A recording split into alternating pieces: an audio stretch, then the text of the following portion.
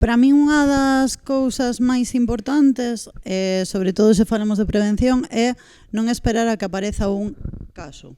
Porque é algo ao que penso que en educación estamos moi acostumadas, non? E de feito falamos da xente como de casos, que é algo que se analizamos un pouco é forte, non?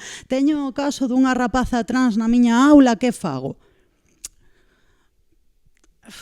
Penso que temos que rachar un pouco con ese discurso e empezar a facer cousas antes de que chegue unha rapaza trans á túa aula. Porque iso abre portas a todo o mundo. Quero dicir, falar deste tipo de temas abre posibilidades a todo o mundo. Creo que outra cousa que nos sirve de prevención é xustamente o que fai moito Agareso, non quero vir aquí a facer promoción, pero sí que é fundamental neste momento a alfabetización mediática.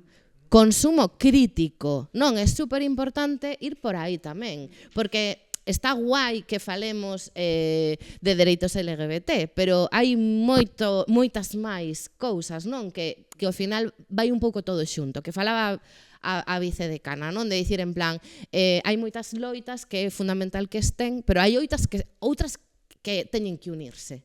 Teñen que unirse porque senón do outro lado están unidos, non?